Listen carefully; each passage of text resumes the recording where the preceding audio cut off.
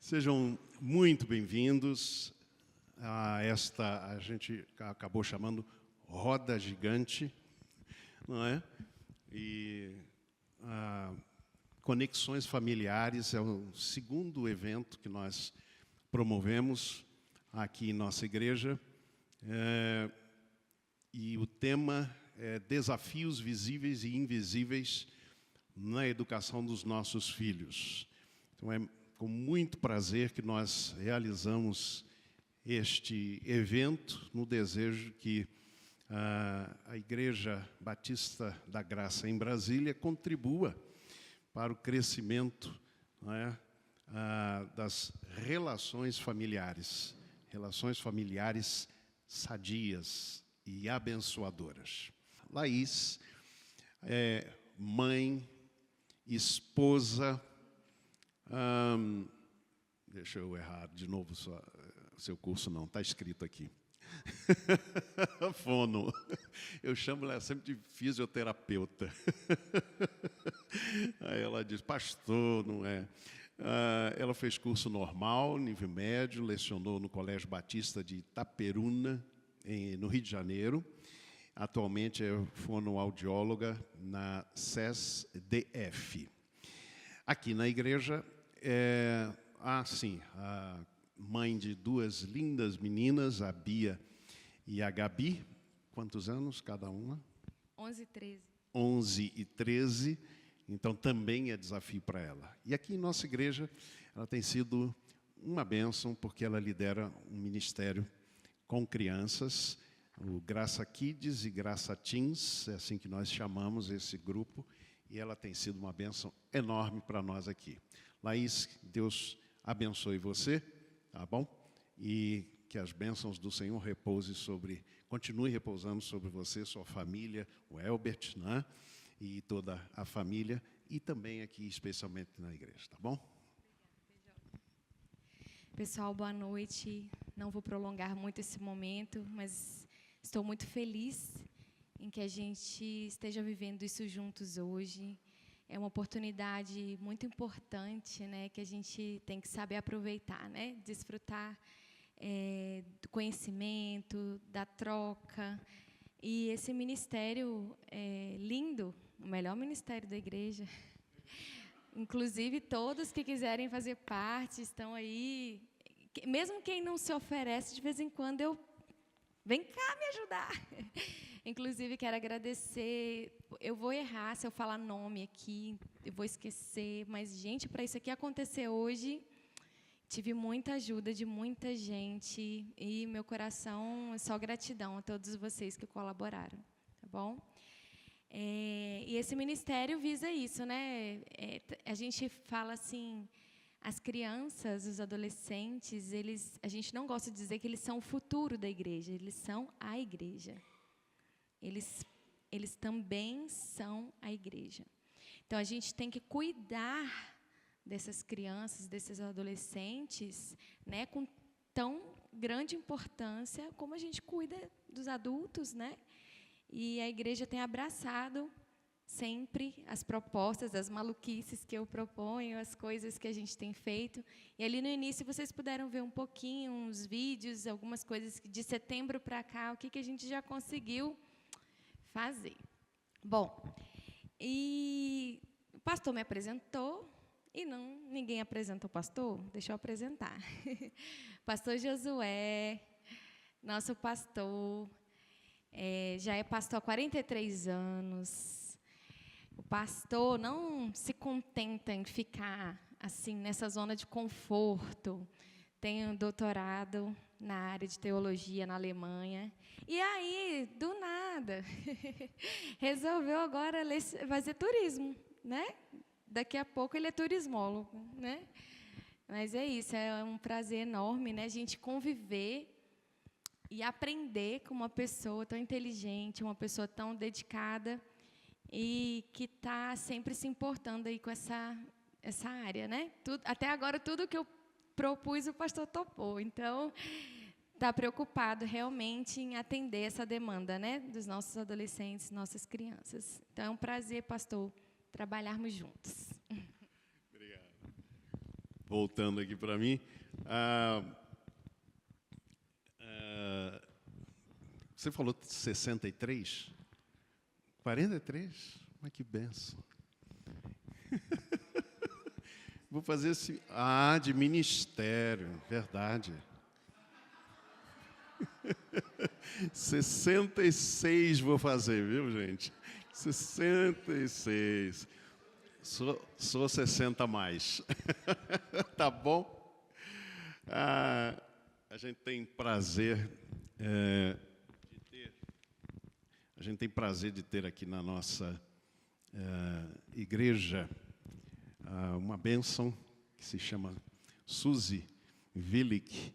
Vem cá, Suzy. Suzy é minha amiga, ou conhecida há muito tempo. Cuidado para não cair. Recebi até recadinho para não cair. Isso, porque aqui na igreja o pessoal tem caído de vez em quando, mas só caindo assim, viu, gente? Na fé está todo mundo firme. Suzy é educadora da infância, pedagoga, psicopedagoga, educadora parental. Tem larga experiência em educação, desenvolvimento, aprendizagem e formação de professores. Acima de tudo, é serva de Deus, minha amiga, há muitos anos, não sei nem quantos anos que a gente se conhece, desde a Bahia, né? Desde a Bahia, tanto ela como seu querido esposo. Ela é esposa, mãe de 2 meninos, o Endel e o Alexandre, e tem um netinho e outro que está chegando. Já no forno. Eduardo e o outro que está chegando. Que está no forno. Isso. Suzy, seja bem-vinda, alegria em ter você participando, inclusive, desse nosso encontro. Joia. Muito obrigada, Josué. Agora é minha vez de apresentar. E eu queria apresentar uma pessoa que eu conheço também há bastante tempo. Eu, quando a conheci como profissional, e também hoje eu vou apresentá-la como uma grande amiga. Né? A gente conhece as pessoas no trabalho, pelo trabalho que faz, e depois a gente coloca na lista de amigos, que é a doutora Simone Robalo, que é psicóloga clínica, infanto-juvenil, tem mestrado em desenvolvimento, ela é especialista em transtorno de desenvolvimento. Ela tem uma vasta experiência em educação básica, em educação superior, e é um dos seres humanos mais fantásticos que eu conheço nessa terra. Sim, um olhar da humanidade, do acolhimento incrível. Então, é uma das pessoas que me inspira muito, que eu faço questão de ter por perto sempre que eu posso. Seja bem-vinda, Simone. Muito obrigada, Suzy. Obrigada, pastor Josué. Obrigada a todos pelo convite. Eu também fiquei na incumbência de apresentar o próximo colega. É um colega, o Dr. Tiago Blanco, psiquiatra e professor, psiquiatra da infância e da adolescência, com o qual nós já trocamos algumas figurinhas, porque nessa área, né, de saúde mental a gente troca muitas figurinhas com psicólogos e psiquiatras. Tiago, seja bem-vindo. Obrigado. Queria agradecer o convite da igreja, dizer que eu me sinto muito abençoado de estar aqui, ter sido convidado, e espero que a gente possa compartilhar experiências e compartilhar o meu conhecimento e ajudar vocês que têm famílias constituídas, têm adolescentes em casa, a cuidarem, protegerem melhor a família de vocês e os filhos de vocês. Então, vamos seguir aqui na sequência, e eu quero agradecer. Eu fiquei surpreso com a quantidade de pessoas mesmo, sei que coisa boa, uma quinta-feira à noite. Eu me sinto muito prestigiado, obrigado por isso. E eu vou começar, do ponto de vista da educação. Quem me provocou a assistir a série foi o meu filho, que assistiu primeiro e ficou... Meu filho mais novo, aluno do Tiago, que ficou buzinando no meu ouvido: mãe, você tem que assistir a série, porque eu quero ouvir o que você pensa sobre a série, eu quero ouvir o seu olhar sobre a série. E eu não consegui assistir imediatamente, numa correria do meu trabalho. Eu trabalho com escola, eu sou coordenadora na escola, e a vida de coordenadora é bem desafiadora. Quando eu consegui assistir a série, sentei num sábado, assisti de uma vez só, eu não consegui conversar sobre a série no mesmo dia com ele. Não tive condições emocionais de fazer isso. Aí, quando ele tinha ido ele tinha ido estudar, depois ele tinha ido dar uma aula para uma aluninha que ele dá aula de física. No sábado, quando ele chegou, ele sentou do meu lado e ficou esperando a série acabar. Tipo, chacoalhando o pé, para esperar acabar para me ouvir. Aí, quando acabou, ele falou assim, então eu só consigo falar com você amanhã. Porque foi muito pesado para mim, que estou acostumada a lidar com um monte de pepino na escola, assistir aquela série. Porque eu achei que eu já tinha visto de tudo em escola, e eu me surpreendi muito com a série. Eu achei aquela série uma grande cebola, cheia de camadas. Ela tinha camadas que falavam para a família, cutucavam a família, cutucavam a sociedade, cutucavam a polícia, cutucavam a escola, cutucavam as instituições de saúde mental, cutucavam os psicólogos, cutucava todo mundo. E cutucava a comunicação entre as pessoas de uma forma geral.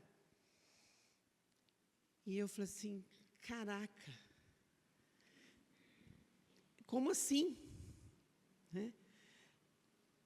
E ainda falava de temas como misoginia, como machismo, como tantas outras coisas que estavam lá nas camadas da cebola, né? Como a influência que as big techs, que as redes sociais podem ter na vida de um adolescente e que, às vezes, a gente acha que eles estão seguros porque eles estão no quarto. Não era uma família... A série não fala de uma família desestruturada. Era uma família comum. Era uma família comum, que cuidava dos filhos e achava que eles estavam protegidos, porque o menino ia, em determinado momento da série, os pais falaram, mas ele estava no quarto. E os filhos no quarto, com o celular na mão, estão no mundo. Eu me lembro da minha mãe brigando para eu estar às 10 horas em casa, quando eu era pequena, e já faz um tempinho, né? Porque a minha mãe não sabia onde eu estava. Hoje em dia, a gente sabe onde os filhos estão dentro do quarto, mas a gente não sabe com quem eles estão falando, não sabe quem está influenciando eles. A gente não sabe, não tem a menor noção de a que coisas eles estão tendo acesso e por quem eles estão sendo influenciados. E eu estava correndo muito pouco risco na minha época, em comparação com o mundo de hoje. Me chamou a atenção que a linguagem, existem linguagens e linguagens e linguagens que nós, adultos, desconhecemos. Nós, educadores, pais, e nós, educadores, professores, desconhecemos. Me chamou a atenção que um policial precisou ser chamado a atenção por um filho adolescente e dizer, pai, pelo amor de Deus, você está pagando mico. A menina não estava interagindo com ele na rede social. A menina estava provocando ele, ridicularizando ele na rede social. Ela estava fazendo bullying com ele. Como é que você responde às mensagens da mamãe? Que emoji você usa? O que significa os emojis que você usa? Você sabe? Ou seja, as comunicações por mídia social têm significados próprios e variados, que às vezes a gente usa sem saber o que significa. Igual criança pequena que põe a mão na cintura e fala assim, você é um mentiroso. Aí você fala assim, o que é mentiroso? É um boizão bem grandão. ela não sabe o que está falando. Eu lembro de uma amiguinha minha, a minha colega me contando que a filha botava a mão na cintura e chamava o irmão de mentiroso. Aí você perguntava para ela o que era mentiroso. Ela falava, é um boizão bem grandão e feio. Ela imaginava na cabeça que era aquilo e pronto, acabou. A gente usa algumas coisas, vê algumas coisas, acha que está tranquilo, acha que está tudo bem, cria uma imagem e pronto. Me chama a atenção também, a série foi gravada no Reino Unido. No Reino Unido, a maioridade não é igual no Brasil. Os meninos são considerados responsáveis legais pelos seus atos aos 10 anos de idade, e eles são mantidos em sigilo, né, até os 18, mas eles respondem legalmente, penalmente, pelos seus atos a partir dos 10 anos de idade. Por isso que a polícia chega tocando terror na porta da casa dele. Não fariam isso no Brasil, porque aqui a legislação é diferente. Mas aquele menino continuava tendo 13 anos de idade, e do ponto de vista de desenvolvimento, e aí depois o Tiago vai poder nos ajudar, e a Simone também, de poda neural, de desenvolvimento cerebral, ele continuava tendo 13 anos de idade. E maturidade cerebral para compreender algumas coisas independe do que a lei diz sobre você é responsável legal ou não pelas suas ações. E aí, se você me perguntar assim, o que é que aquela série trouxe para você, fez você pensar?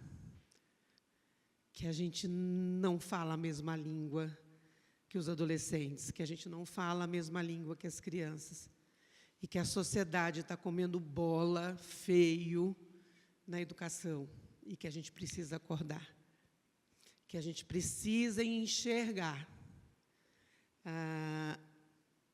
o que é que a gente pode fazer a mais, que a gente precisa escutar mais e julgar menos, que a gente trata adolescente como se adulto ele fosse. Cobra de adolescente. Às vezes o adolescente é maior do que a gente, né? Eu, no meu caso, não, porque eu sou um pouco grande.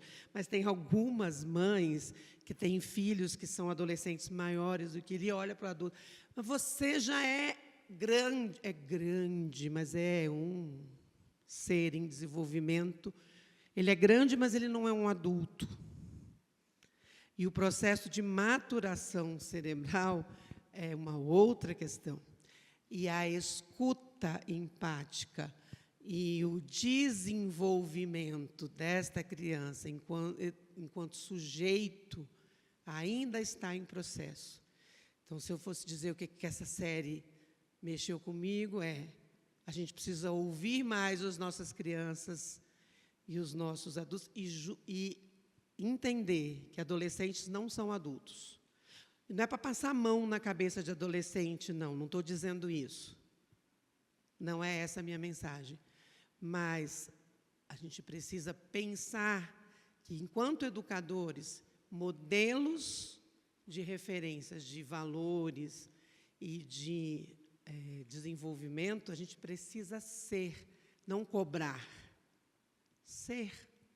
E ser tem a ver com afeto, com presença, com troca, com referência. E aí eu vou pedir para a Simone pegar essa bola. Vamos lá, boa noite, gente. Bom, vou tentar dar continuidade, né, à fala da Suzy e deixá-los abertos, porque, como é uma roda de conversa, de fato, é bem importante que a gente possa trocar. Eu queria trocar um pouco da minha experiência com vocês. Eu sou psicóloga há 33 anos, trabalhando exclusivamente com crianças e adolescentes, né? Jovens, adultos. Quando começam comigo adolescentes, aí fica um pouquinho mais, mas não pego adultos. Vamos lá, gente. A série chama atenção, essa já deve ser o 3º ou 4º encontro que eu faço só para discutir sobre a série. Depois que foi lançada, já me chamaram várias vezes escolas, outros espaços, para poder falar um pouco sobre isso. Mas eu gosto de usar a série como pano de fundo, porque eu acho que tem temas lá bastante importantes, né? A Suzy tocou em alguns aqui. E o tema aqui, conexões familiares. Eu acho que isso que fez com que vocês estivessem aqui hoje, né? Eu queria chamar a gente tem temas ali como a questão da internet, né, gente? O uso das redes sociais pelos adolescentes. A gente tem temas do ponto de vista assim, o que é hoje ser um adolescente, de pais que não foram dessa época, né, digital. Então, a gente está falando aí de filhos hoje totalmente digitais, de uma geração que estava pegando ali o final do analógico, entrando ainda no digital, né? Hoje a gente tem redes sociais que os pais nem imaginam que existem. Eu aprendi no consultório, que eu escuto dos adolescentes. Mas, assim, tem redes sociais que a gente nem sabe que existe, e várias outras, né? Então, hoje, é esse desafio, né, gente, de educar nesse contexto, num contexto que as crianças e os adolescentes estão no mundo, né? E, para esse desafio, eu queria convidá-los, a princípio, para a gente pensar qual seria a função dos pais, hein? O que o pai representa nessas conexões familiares? Quem são os pais para os filhos? Alguém arrisca? Oi? Legal. Vamos falar de algumas palavras-chave. Segurança, tá? Proteção. Segurança / proteção. Então, a gente está começando a formar a estrutura, né, gente? O que são? Os pais precisam representar segurança / proteção para esses filhos. Então, já a gente vai falar como, né? Mas é isso, segurança / proteção. Algo mais? Valores. E aí, os valores, gente, conceitos, valores, né, crenças. E aí, eu vou agregar a esses valores a função afeto, né? Amor, afeto, tá? Eu vou chamar de afeto, para a gente, às vezes, né, quando fala amor, fica assim, é óbvio que está relacionado, mas às vezes as pessoas acham muito romântico essa fala. Então, a gente está falando de proteção, a gente está falando de afeto e de que mais? Referência, e referência passa por uma palavra-chave chamada respeito. E respeito está ligado à autoridade. Não tem como. Tá? Para ser referência, para eu me espelhar em você, para eu utilizar você como meu modelo, eu preciso respeitá-lo. Eu preciso admirá-lo, afeto, eu preciso me sentir segura, confiante ao seu lado, e eu preciso respeitá-lo. Tá? E aí, gente, esse tripé, né, esse tripé é fundamental para que a gente possa estabelecer essas conexões familiares. Então, em cima desse tripé, dessas características, tá, é que a gente consegue, sim, educar nossos filhos, mesmo no mundo de hoje, que está tão difícil, né? Eu pego as famílias que chegam em casa, ai, doutor, eu vim aqui porque, nossa, muito difícil educar menino hoje. Está muito difícil, né? Porque a gente está num mundo que a gente, às vezes, não domina e não conhece tudo. Eles sabem muito mais do que a gente, principalmente nesse quesito de internet, de acesso a redes sociais que a gente não domina. Porém, gente, independente da época em que nós estamos, né, se é avô, se é tio, se são pais, é importante a gente pensar que, enquanto esses educadores, especialmente pai e mãe, eles têm, todo mundo que educa uma criança,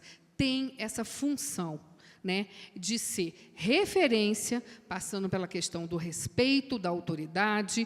Ele precisa aprender com você valores, afeto, né, e a condição da segurança. Ele precisa se sentir protegido. Porque hoje, gente, eu comentava com o Tiago mais cedo, assim, eu tenho 33 anos de consultório. Eu confesso a vocês que nos últimos 10 anos, eu diria um pouco menos, 8 anos para cá, eu vejo coisas no consultório que eu nunca nem estudei, na época de faculdade, nem imaginava que um dia eu pudesse atender situações como essa, a ponto de ter uma criança de 10 anos de idade, 10 anos, sendo abusada, né, por um pedófilo numa internet, e sendo induzida a passar nudes, uma criança de 10 anos de idade, né? Então, assim, isso tem, às vezes, chegam essas histórias para a gente que chocam, né? Choca. A gente tem que atender uma família que está destruída, né? E uma criança mais ainda, diante de uma situação dessa que deixa uma sequela emocional que a gente vai ter que tratar, né, por um bom tempo. E as questões, né, das redes da internet, de fato, gente, eu pergunto assim para vocês, qualquer pessoa entra na sua casa e invade o quarto do seu filho? Entra uma pessoa na sua casa estranha para falar com o seu filho? Pois é, mas quando ele está na rede social, isso acontece. Quando ele está na internet, é exatamente isso que acontece. Ele tem acesso, você deixa qualquer tipo de conteúdo, livro, histórias, você conversa com ele sobre todos os assuntos, se ele tem 10 anos de idade, 12, 13, 15, qualquer assunto está liberado para conversar com seu filho? Não, mas quando ele está na internet, ele tem acesso. Tá? Você acha que ele está dentro de casa, ele está protegido, ele está no mundo. Ele está ali, ele já viajou o mundo, já foi para a Coreia, para o Japão, já falou com gente. E vocês viram a facilidade que os meninos têm hoje para aprender línguas? Né? Hoje a gente tem crianças de 3, 4 anos, já, de 7, 8 anos, que já falam 2, 3 línguas. Eles aprendem isso lá, gente. Eles falam com pessoas de outro mundo. Né? E, com isso, gente, a gente tem uma liberdade, né? Uma camada de estímulo, uma infinidade de estímulos, tá? Que interfere no comportamento dessa criança. Tá? Então, não é só mais aquilo que a gente ensina em casa. Tá? O que a gente ensina é extremamente importante, mas a gente precisa... Vocês escolhem a escola que vocês vão botar o filho de vocês. Vocês escolhem a igreja, né, que vocês vão levar o filho. Né? Vocês escolhem os amigos que vão frequentar a casa de vocês. Tá? E por que quando ele está na internet, não tem escolha, gente? Né? Os pais deixam essa questão liberada. Então, a primeira coisa, gente, tem que ter controle. Tá? Tem que ter controle, a psicologia afirma isso, eu acho que a psiquiatria depois vai falar sobre isso, mas tem que ter controle, porque... E um ponto que eu queria destacar, que apareceu na fala da Suzy, quando os nossos meninos são pequenos, eu vi algumas crianças assim no colinho, né? A gente vai, está começando a andar, a gente acompanha, está ali ensinando ele a andar, a falar, a interagir. Mas aí ele vai crescendo, e a gente naquela expectativa de pai e mãe, está se tornando mais independente, graças a Deus, vai ter mais autonomia. Tá? Ele também está em aprendizagem. Tá? Quando ele se torna adolescente, gente, o grupo social é a coisa mais importante para ele. O mundo mudou muito, mas eu queria dizer para vocês que o desenvolvimento humano ele tem marcos bem significativos. E um marco para a adolescência é o pertencimento a algum grupo. Eles precisam se sentir pertencentes a um grupo. Tá? Então, eles buscam isso. Antigamente, eles buscavam isso na escola.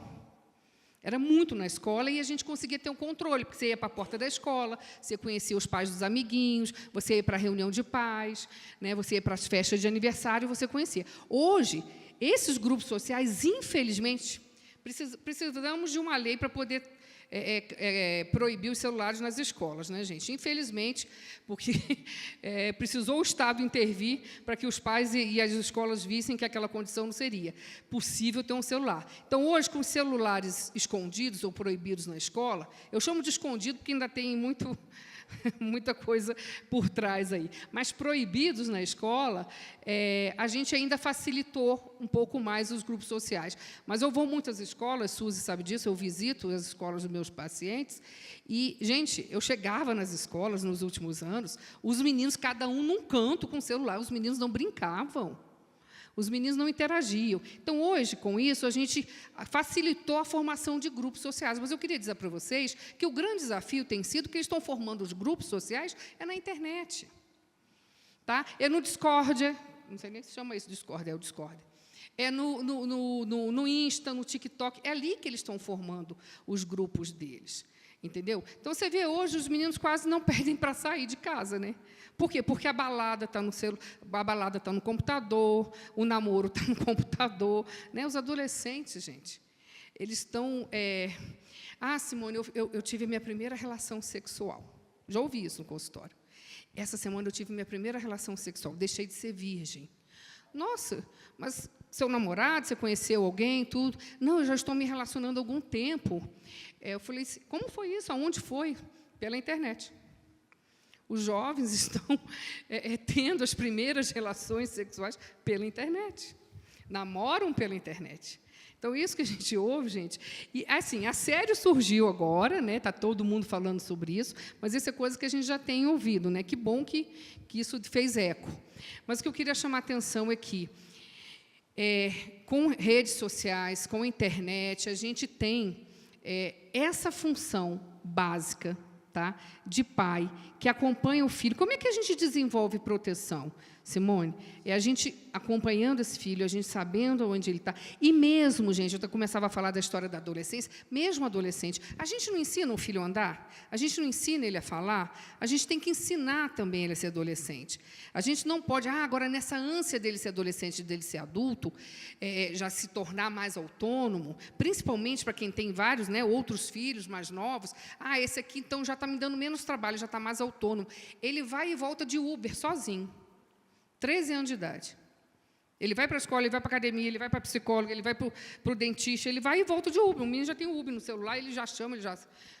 E, às vezes, o pai olha onde é que está o Uber, onde é que está andando, às vezes, porque não dá tempo que está trabalhando, não dá tempo de ver. E o menino tem total autonomia para andar na cidade, de Uber.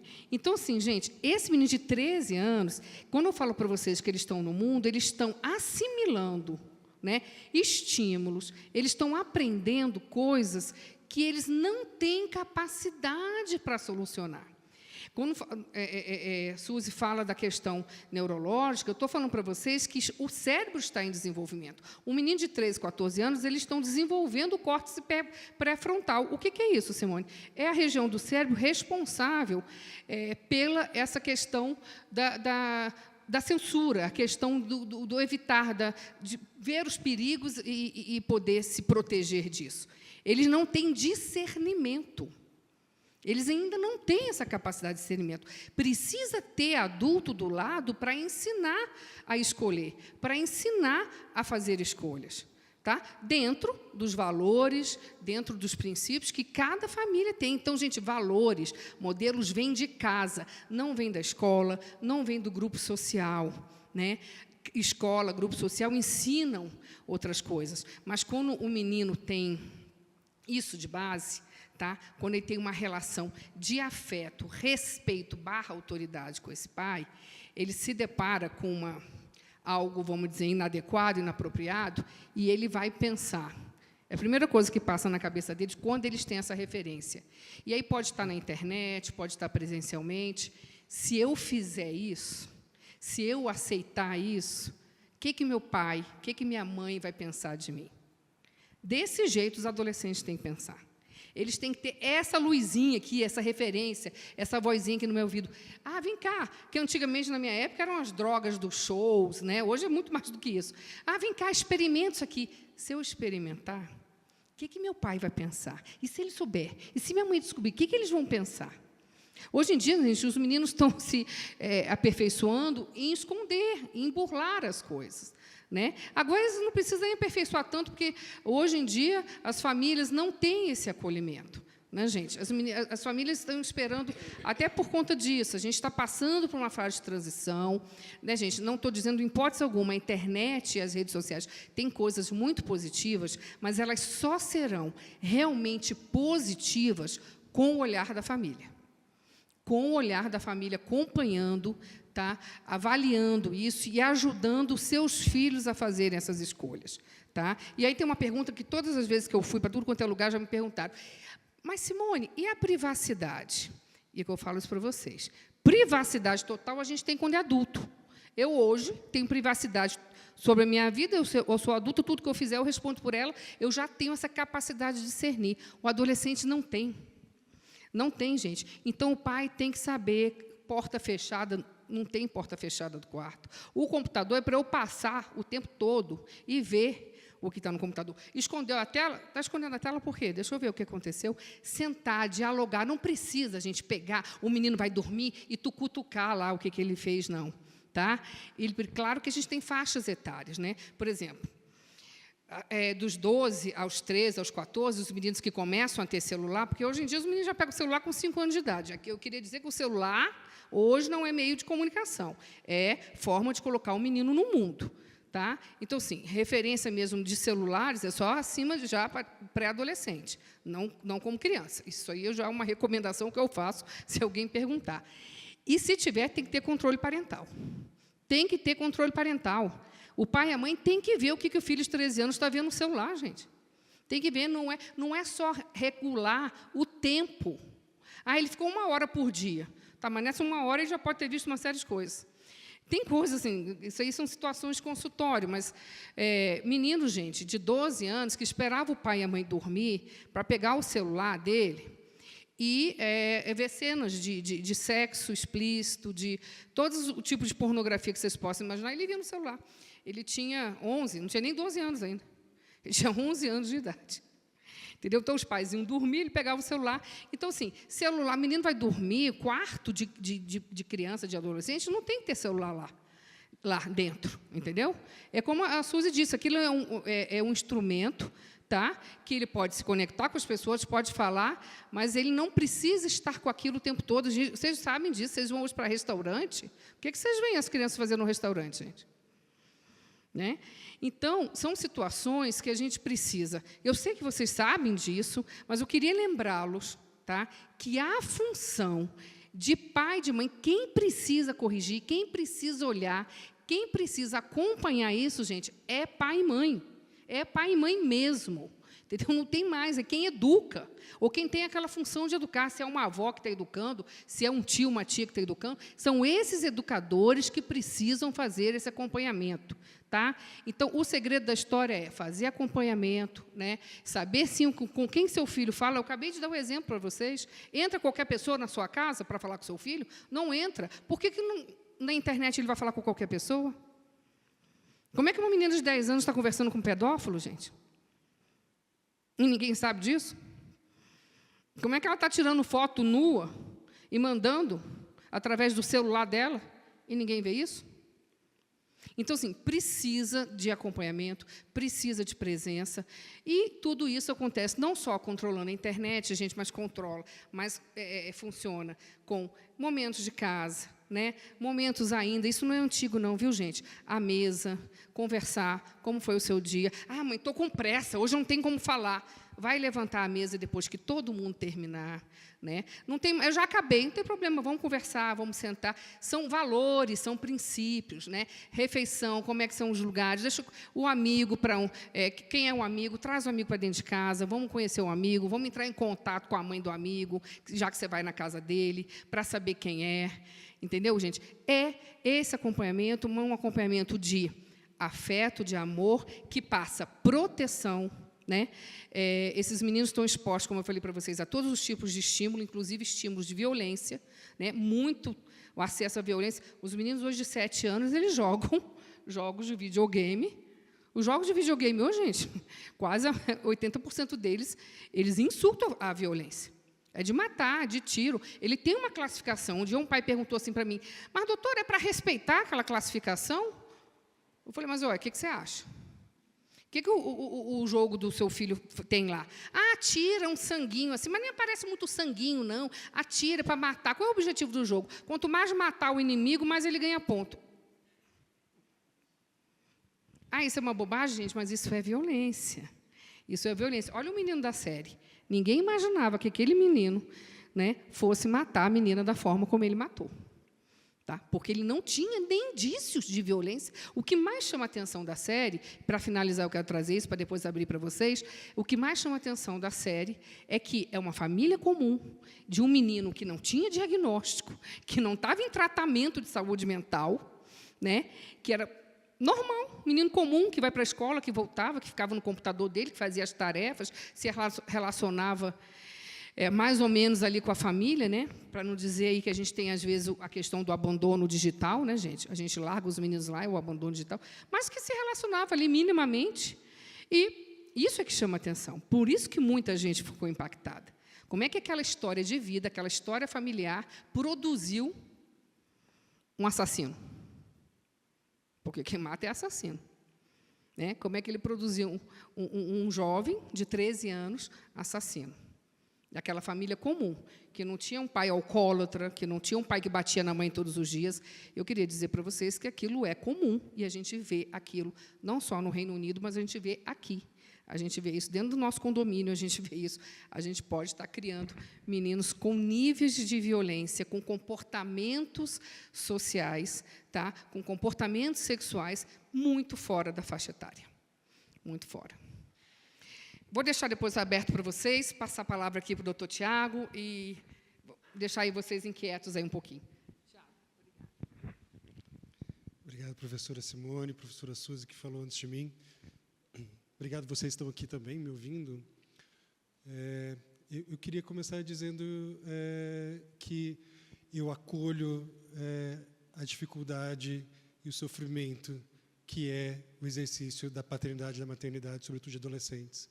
É muito difícil. Ninguém avisou que seria tão difícil. Ter filho é difícil desde o primeiríssimo momento. Desde o primeiro mês de vida de uma criança, é um trabalho hercúleo, trabalho dificílimo, que as pessoas tentam ajudar, elas tentam dar dicas, elas tentam dar soluções, e as soluções parece que não funcionam exatamente para todo mundo, porque não funcionará. Não funcionará porque nós somos pessoas diferentes, nós temos filhos diferentes, e em cada momento que a gente estiver junto com as pessoas que estão ao nosso lado, será diferente. Ser adolescente hoje é muito mais difícil do que foi quando nós fomos adolescentes. Ser adolescente hoje implica em uma experiência de um desafio de desenvolvimento e de aceitação social e de autoaceitação extremamente delicado e extremamente desafiador para eles.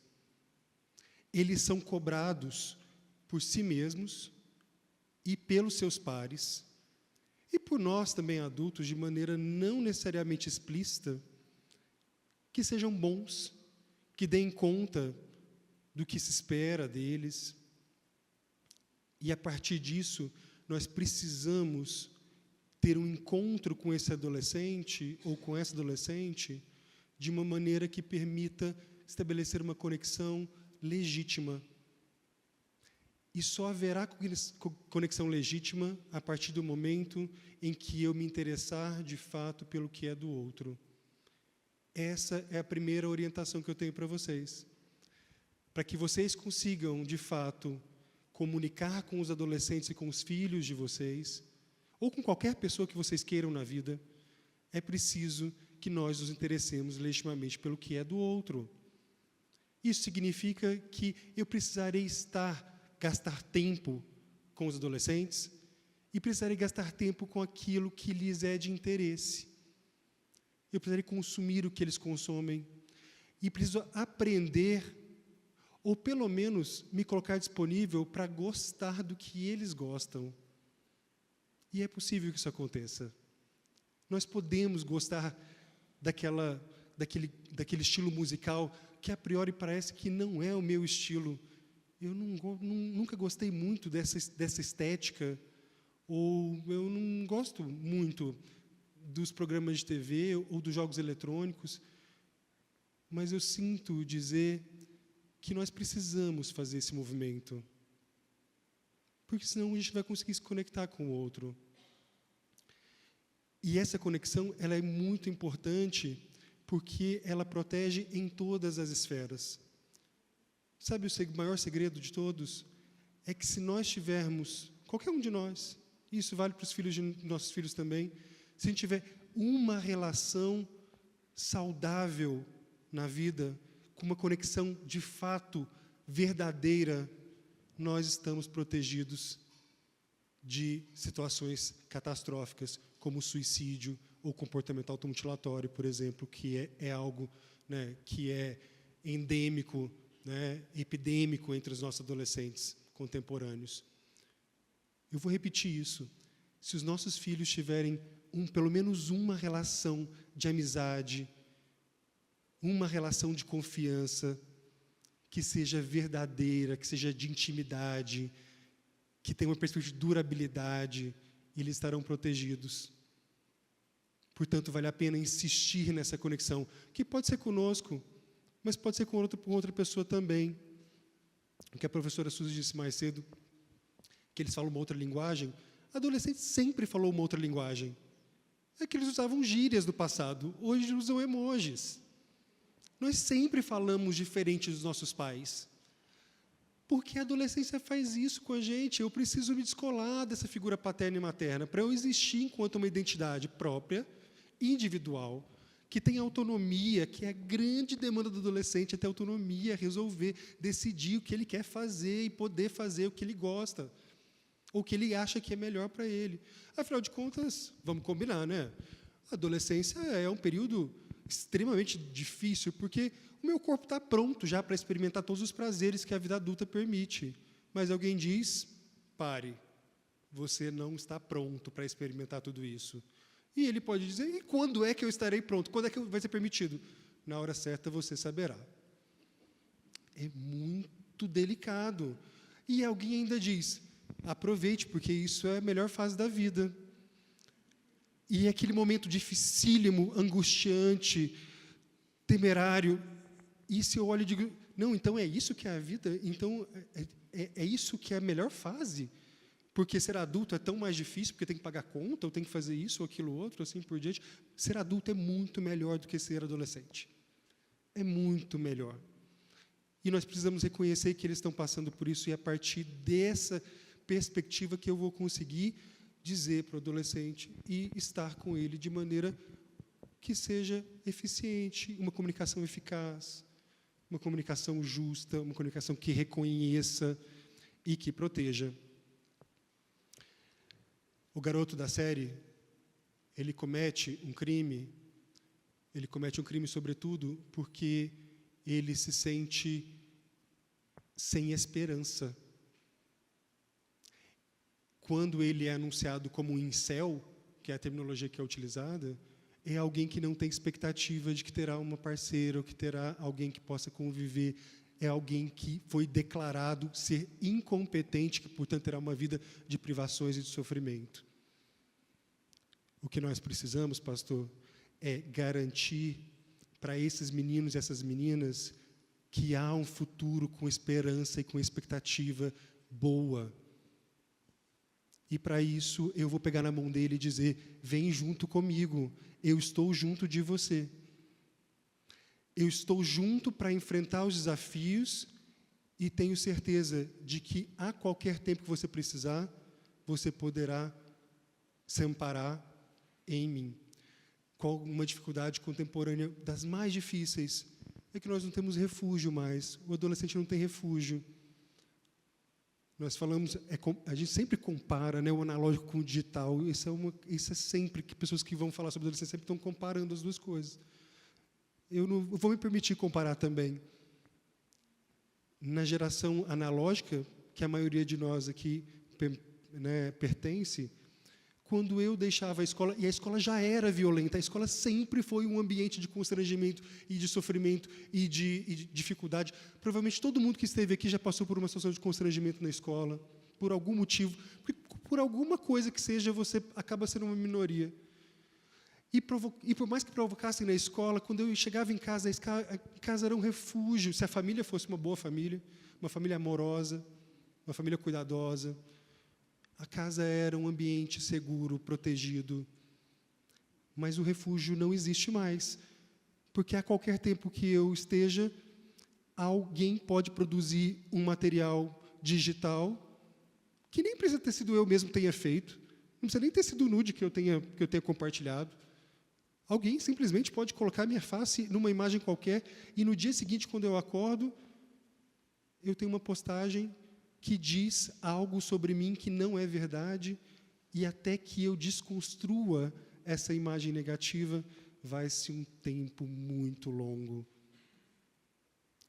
Portanto, é preciso que a gente esteja aliado com os adolescentes, apoiando os adolescentes, com a autoridade necessária, porque, de fato, a autoridade é importante, mas ela não precisa ser uma autoridade autoritária.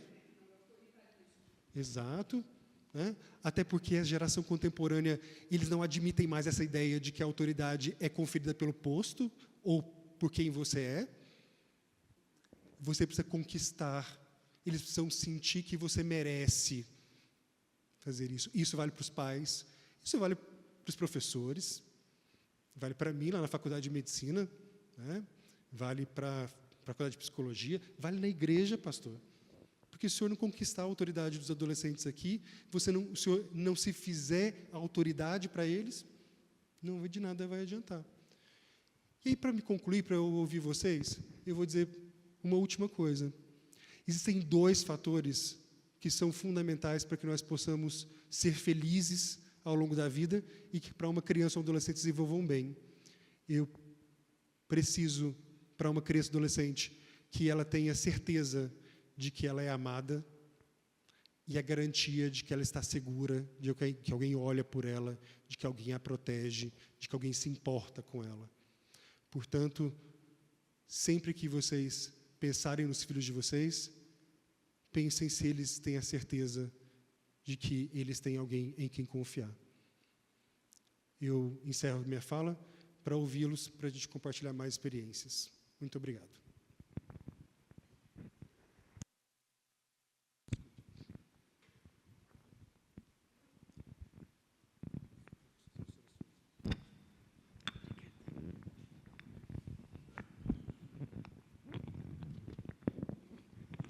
Bom, depois de tudo que foi dito aqui, eu já podia fechar aqui, mas não.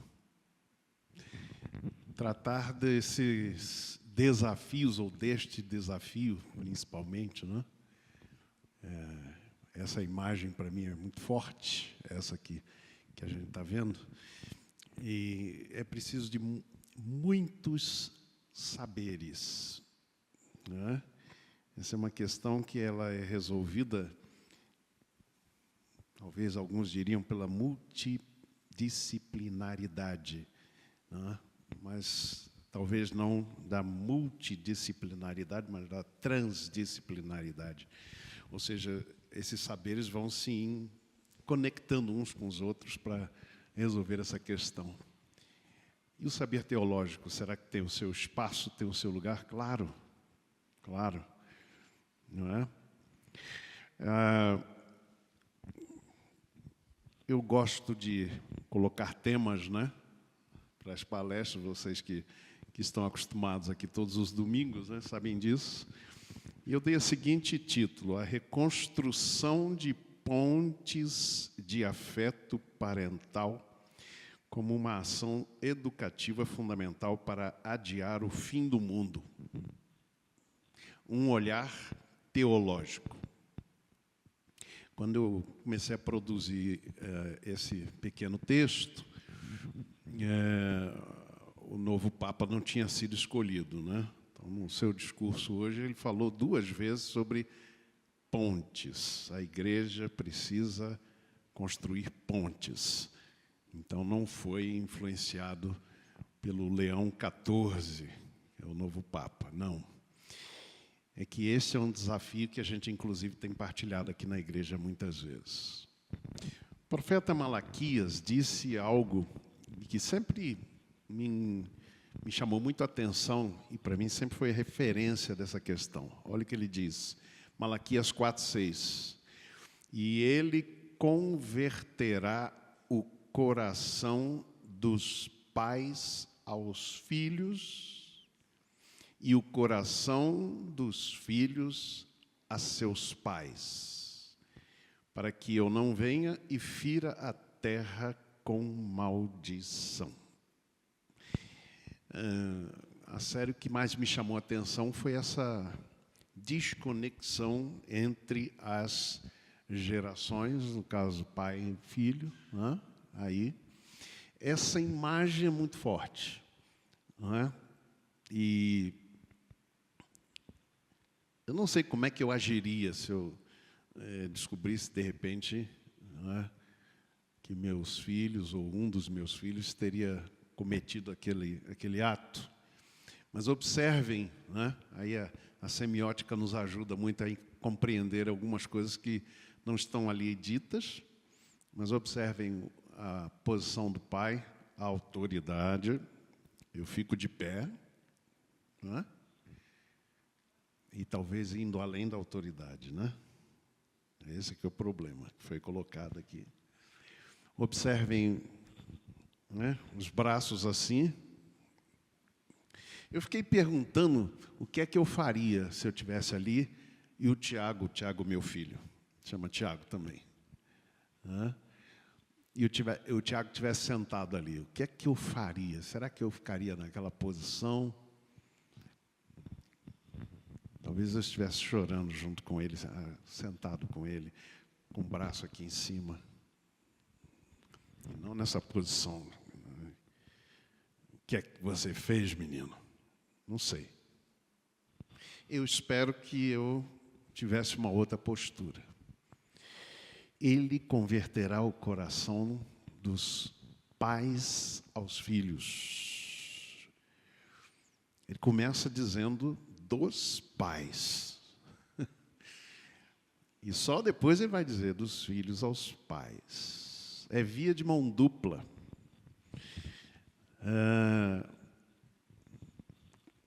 A série pode trazer essa questão da gente, vamos botar assim, entre aspas, criminalizar a juventude, né? Os jovens, os adolescentes, enfim, e deixar de perceber onde nós, pais, não estamos convertidos com os nossos corações aos nossos filhos. A palavra coração do hebraico, no pensamento semita, vocês sabem, leb tem o sentido de sede ou centro do que, gente? O pessoal da igreja sabe de cor, não sabe? Da razão, da emoção, do coração, né? Não, do coração não, da emoção. E do que mais? Da vontade. Então, quando ele diz converterá o coração dos pais aos filhos e dos filhos aos pais, é isso. Razão, emoção e vontade. Porque em algum momento houve a desconexão, houve a ruptura, houve esse afastamento, essa alienação. Eu sei que tem alienação parental, tem outro sentido, mas, enfim, essa alienação entre pais e filhos. Um autor chamado Ailton Krenak, foi deputado federal indígena, né? Ele escreveu um livrinho que me chamou muita atenção, e até foi tema de uma reflexão bíblica nossa aqui. Esse livro é Ideias para Adiar o Fim do Mundo. Um livro muito interessante e que não está falando ali de fim de mundo naquele sentido apocalíptico, né, literal, mas está falando como a degradação da sociedade. Né? A gente está se tornando pouco humano, para não dizer desumano, cada dia nas nossas relações. O ódio perpassa as relações, né? Nós não damos tempo para os nossos filhos. Eu agora estou nessa experiência de avô, né? Eu estou começando a fazer toda uma reflexão de como é que eu fui como pai, tentando não errar tanto com a Catarina, embora a responsabilidade é do Diogo, né, Diogo? Diogo e Kézia. Ser avô é a coisa mais gostosa do mundo, gente. A gente só leva as coisas boas, né? A coisa ruim a gente deixa na mão do Diogo, dos pais. E tem até uma historinha, um filmezinho, não sei se vocês já assistiram, né, de um sulista com um sotaque muito forte, em que ele diz para a filha dele, faz um videozinho dizendo para a filha dele, olha, quando o Marquinhos chega aqui em casa, a primeira coisa que a fulana, que é a esposa dele, faz é dar logo uma garrafa de Coca-Cola, 2 litros na mão dele, né, para o menino logo se acalmar, e eu quero ser avô, quero ser querido. Então, eu digo para você que eu não dou doce, eu dou sim, viu? Fique sabendo que eu estou mentindo para você, né? Então, a coisa de ser avô é coisa muito boa. Mas, permito? Claro, pode ir. Ele trouxe uma questão interessante, a questão do avô, quando ele fala assim, a parte ruim fica ali, né? Eu só quero a parte boa. A parte ruim fica ali, gente, porque é o educar. Né? E o educar tem um lado bom e tem essa parte sofrida também, muitas vezes. Né? Então, o educar, a parte ruim é o educar, porque o educar vem dos pais. Né? E o avô, ele vai ficar só no afeto, né? Ele vai ficar só no afeto. Agora, aquele outro tripé é lá, é o pai e a mãe. Né? Então, é por isso que o avô fica só no afeto, dá Coca-Cola. Tia também, gente, porque eu também sou tia coruja. Meu sobrinho nunca tomou Coca-Cola, quando ia comigo no cinema, tomava desse tamanho. Isso, porque eu sou psicóloga. Mas... Tia, né? E eu entregava para a mãe, agora, ó, agora é contigo. Então, assim, porque o educar está ali, né, gente? O educar está com o pai, está com mãe. Né? Então, o avô ali, os tios, padrinho, madrinha, é o amor. É isso, não tem essa preocupação. É isso mesmo. Pois bem, o que Malaquias, então, fala é essa reconciliação geracional, intergeracional, né? Essa conexão que precisa haver, que foi perdida em algum momento. Eu gosto muito da expressão bíblica, da metanoia, do arrependimento, de voltar atrás, né? De olhar onde é que se errou e voltar atrás. O problema é que, quando a gente está criando filhos, a gente talvez não tenha tempo de voltar atrás. Daí a importância desse partilhar aqui, comunitário, em que as experiências de outros, aí entra o avô e a avó, que já tiveram experiências, né, podem ajudar. Podem ajudar. Mas é muito importante essa conexão familiar, que eu vi muito nisso aqui, especialmente nessa fotografia, nessa imagem, né, em que parece que não há essa conexão. Vocês se lembram, quem assistiu a série, né, que no primeiro momento, quando a primeira orientação ali, quando a pessoa vai descobrir, o pai vai descobrir o que é que realmente aconteceu quando ele vê o vídeo, até ali ele estava sentado do ladinho, né? Vocês perceberam o que aconteceu naquele momento? Né? Que ele se vira, ele que meio que esconde, né? Que coisa. Desconectado. Gerações desconectadas. Era algo que Malaquias percebeu naquele contexto e chamou a atenção. Quem é ele que vai fazer esta conversão? Ele está falando aqui do Messias, de Jesus Cristo. Está falando do precursor de Jesus. Né? Ele diz o Elias. O Elias foi identificado, o Elias profeta, né? Depois foi identificado com João Batista, que foi o precursor de Jesus, que veio preparar o caminho. Então, quando o anjo vai dizer para Zacarias, por exemplo, que o seu filho seria, então, João Batista, que seria o precursor, que ia preparar o caminho para a chegada do Messias, ele vai citar exatamente isso, que João Batista faria isso, converter o coração dos pais aos filhos e dos filhos aos pais. A teologia, o saber teológico, nos diz que o lar é essencialmente a escola da vida.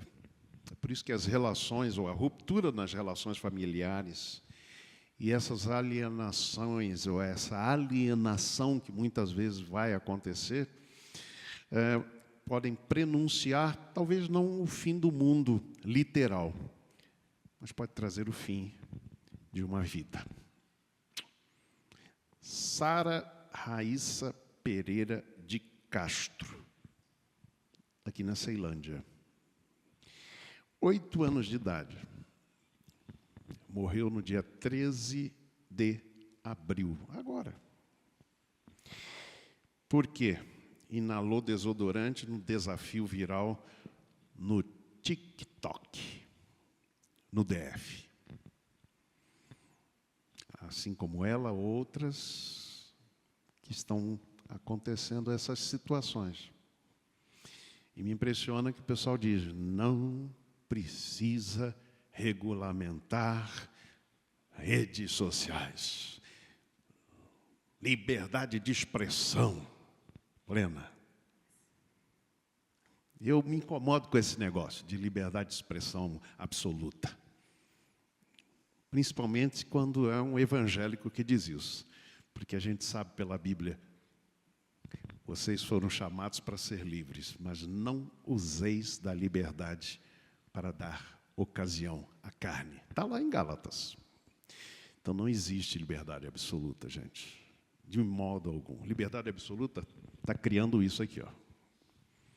Essa liberdade absoluta, sem controle nenhum, está criando isso aqui. Ao menos 56 crianças morreram vítimas de desafios online nos últimos 12 anos no Brasil. Aquilo que foi identificado, fora o que não foi identificado. Qual é a palavra profética neste momento para este problema que a gente está vendo? Reconstrução. Passa aí para mim, Renato. Reconstrução de pontes. A gente precisa encontrar estas pontes de conexão, de reconexão com os nossos filhos, com os nossos netos, não é? A gente precisa encontrar essas pontes, construir essas pontes de reconexão, de se interessar, gente. Desculpe, eu sei que também, em muitos momentos, eu faço isso, não é? Mas a gente não quer ter trabalho. A criança vem para a gente cuidar, sabe o que a gente faz? Liga a televisão, bota lá. Você quer ver um desenhozinho? Claro que ela quer. Tablet. E o celular. Né? A minha netinha já sabia falar celular muito cedo. Celular. Que é o seu celular. Né? É isso que a gente precisa. Né? Outro dia ela disse para mim, vovô, vamos andar de bicicleta comigo? Vamos. Aí desci com ela, e foi tão gostoso, a gente ficou passeando de bicicleta, que ela está aprendendo devagarinho a andar de bicicleta. Reconexão, pontes. É isso que vai acontecer. Malaquias preconiza uma reconexão de mão dupla. E ele converterá o coração primeiro dos pais aos filhos. E depois dos filhos aos pais. É isso. Desafios visíveis e invisíveis na educação dos nossos filhos. Para terminar, eu me perguntei, educação para quê? Para que isso? E eu me lembrei de uma poesia de Khalil Gibran, que eu quero, então, concluir minha fala com ela, pensando que nós temos a responsabilidade, nós pais, nós avós, todos nós, da educação para a vida. Não é para a morte, gente. Educação para a vida. E educação, em algum momento, para a autonomia. A autonomia tem o seu tempo. Como a doutora Simone colocou aqui. Tem um tempo. A gente está querendo dar autonomia muito cedo. Muito cedo. Não tem ainda o preparo. Khalil Gibran escreveu no seu livro Profeta, de 1923, ele escreveu o seguinte: vossos filhos não são vossos filhos. São os filhos e as filhas da ânsia da vida por si mesma. Eles vêm através de vós, mas não de vós. E, embora vivam convosco, não vos pertencem. Podeis outorgar-lhes o vosso amor, mas não os vossos pensamentos, porque eles têm seus próprios pensamentos. Podeis abrigar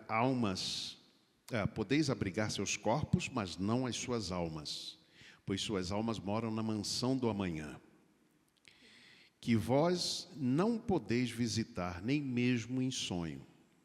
Podeis esforçar-vos por ser como eles, mas não procureis fazê-los como vós. É difícil isso aqui, é difícil, mas faz parte da gente entender isso. Porque a vida não anda para trás e não se demora com os dias passados. Vós sois os arcos dos quais os vossos filhos são arremessados como flechas vivas. O arqueiro mira o alvo na senda do infinito e vos estica com toda a sua força para que suas flechas se projetem rápidas e para longe. Que o vosso encurvamento na mão do arqueiro, eu diria o arqueiro divino, seja a vossa alegria, pois como ele ama a flecha que voa, ama também o arco que permanece estável.